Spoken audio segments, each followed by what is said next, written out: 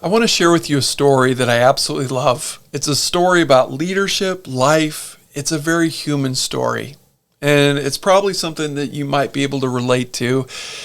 So recently, I was the opening keynote speaker at a national leadership conference, and the year before, they had John Maxwell as their keynote. The year before that, I think it was Tim Tebow, and the year before that, Daniel Pink. So they always have really well-known names, and I was kind of curious why they had selected me for this particular conference. And I was talking with the hiring committee. We were standing around, and one person shared this incredible story. She said, well, we had selected and picked 10 speakers for potential keynotes for this event. And she says, you were the last person that was presented on the table. And she said, everybody around the table was like, who is he? What is he about? And that's a common thread that I hear a lot. I kind of like that. I'm your underdog. I'm the guy that nobody knows, but I come in to do an event, and I love exceeding the expectations where it might be the best they ever had, got the highest evaluation scores. That is a part of being the underdog. And she says, you were definitely the underdog. And everybody was kind of voting towards two other speakers that moved to the top of the list.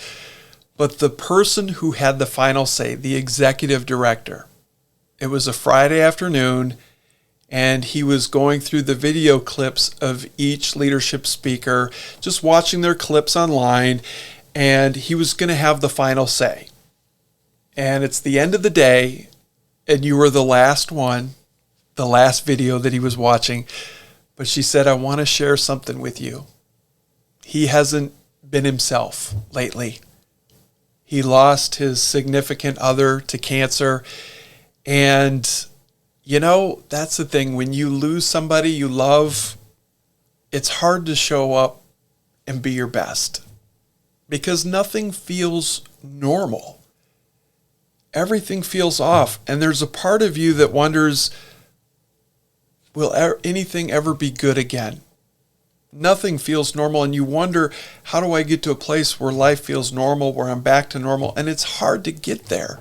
It's hard to feel good or have a positive thought, especially when you're grieving and life has given you this ultimate change that you didn't plan for or ask for. It's an uncontrollable and an inevitable. And he was dealing with this, and he was doing the work.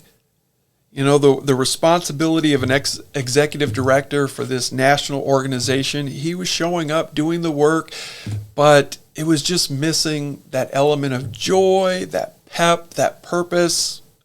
And he was just caught up in going through the motions and dealing with the loss of the love of his life.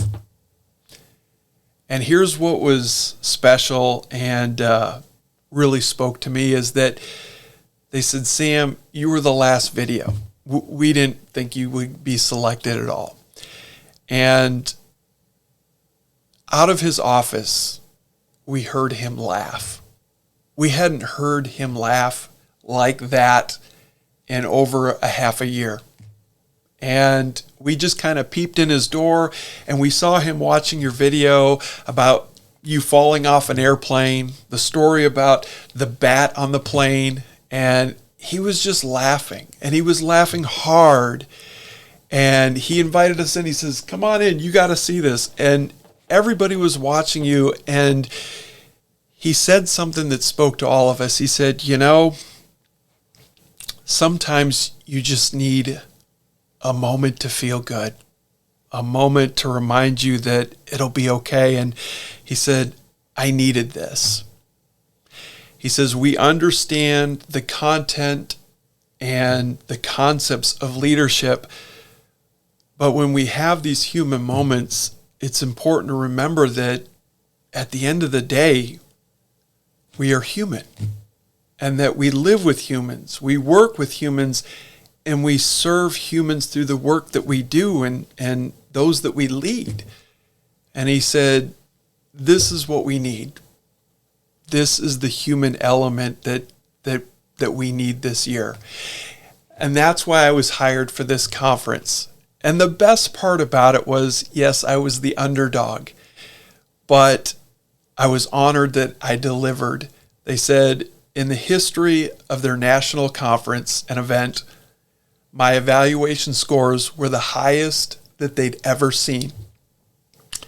But even though that's a great accomplishment for me as a speaker, because I always want to do well, I always want to make the people who hired me look great and, kind of reinforce we made a good decision, because, picking the right speaker can be challenging. But I think what'll stay with me is that I made somebody's day a little bit better.